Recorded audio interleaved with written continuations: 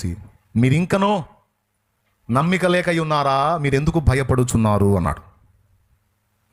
మీరెందుకు భయపడుచున్నారు, మీరు ఇంకనూ నమ్మిక లేక ఉన్నారా? నా వెంట తిరుగుతా కార్యాలు చూస్తున్నారు కదా, నేను మీతో కూడా ఉన్నాను కదా, నన్ను అధిగమించి మిమ్మల్ని జయించేది ఏది ఉండదని మీకు తెలియదా? మీ ధోనిలో నేను ఉన్నానని మీరు ఎరగరా? మీతో కూడా నేను ఉన్నాను కదా, ప్రకృతి అంతా నా అధీనమే కదా, మీరు ఎందుకు భయపడుచున్నారు అంటే మీరు భయపడటానికి లాజిక్ లేదంటున్నాడు ఆయన. నేను లేకపోతే నువ్వు భయపడవా? నేను లేకపోతే నువ్వు అదురుబొమ్మా? అరే నేను ఉన్నా కదా నీతో, నువ్వు భయపడటంలో అర్థం లేదు. మీరు ఇంకనూ భయపడుచున్నారా, మీరు ఇంకనూ నమ్మిక లేక ఉన్నారు. ఎందుకు భయం వచ్చిందంటే నమ్మిక లేకపోతే భయం, నమ్మికుంటే భయానికి తావులేదు. కాబట్టి మన మెప్పు, మహిమ, ఘనత విశ్వాసాన్ని బట్టే ఉన్నాయి. దేవునికి మనం ఇష్టలు అవటం అనే ప్రక్రియ కూడా విశ్వాసాన్ని బట్టి ఉంది. జయ జీవితం విశ్వాసంలోనే ఉంది, బహుమాన విశ్వాసానికే ఉంది, విశ్రాంతి విశ్వాసంలోనే ఉంది. దేవుని శక్తివంతమైన కార్యాలన్నీ కూడా విశ్వాసాన్ని ఆధారం చేసుకునే దేవుడు మనకు అనుగ్రహిస్తాడు. వీటన్నిటితో పాటు శత్రువుని దెబ్బకొట్టేటువంటి విషయాలన్నీ కూడా విశ్వాసం అనే డాలు ద్వారానే మనం చేయగలుగుతాం. కాబట్టి ఆ విశ్వాసంలో మనం వీక్ అయితే దేవునికి కోపం.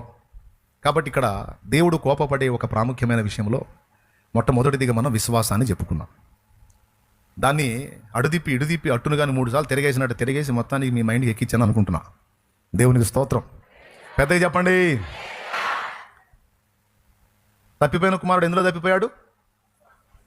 ఎవరు? అది నాకు తెలుసుగా, అందుకే అడిగింది నేను. ఇప్పటికి 3 సార్లు తిరిగేసినా సరే మళ్ళీ విశ్వాస విషయం. తప్పిపోయిన కుమారుడు విశ్వాస విషయంలో తప్పిపోలేదు. నిద్రమోకాలారా, తండ్రి యొద్ద నుండి స్వేచ్ఛ కోరి దూరం అయ్యాడు. ఆస్తి పోగొట్టుకున్నాడు, అంతస్తులు పోగొట్టుకున్నాడు, ఫ్రెండ్స్ను పోగొట్టుకున్నాడు, భోగాలు పోగొట్టుకున్నాడు, ఆరోగ్యం పోగొట్టుకున్నాడు, వస్త్రాలు పోగొట్టుకున్నాడు, ఆహారం పోగొట్టుకున్నాడు, కరువు కోరల్లో పడ్డాడు, అన్నీ కోల్పోయాడు. అన్నీ పోగొట్టుకున్నా నేను తిరిగి మా నాన్న దగ్గరికి వెళితే మా నాన్న కనికరించి నన్ను మళ్ళా చేర్చుకునే మనసున్న నాన్న అని నమ్మే విషయంలో తప్పిపోలా. ఇది కదా నేను ఎంతసేపు చెబితే ఎందులో తప్పాడు? విశ్వాస విషయంలో. అదొక్కడు దొరికింది. యాడింటారో ఏమో నాకు అర్థం కాదు. దేవునికి స్తోత్రం కలుగును గాక. చెప్పండి, గట్టిగా చెప్పండి. చెప్పండి, ఎందులో తప్పాడు? చెప్పండి మళ్ళీ. విశ్వాసమేం చెప్పండి? విశ్వాసమేనా? పొరపాటును కూడా ఆయన విశ్వాసంలో తప్పిపోతే రాడు నాన్న దగ్గరికి. కొంతమంది ఆత్మీయ జీవితంలో తొట్టుపడి పొరపాటు పనులు చేసి చర్చికే కొడతారు.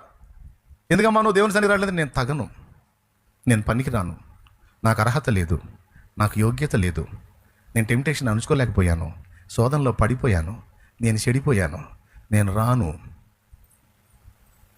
అంటారు. వాళ్ళ దృష్టికి అలా అంటాం. వాళ్ళ దృష్టికి వాళ్ళ ఫీలింగ్ ఏం చెప్పనా?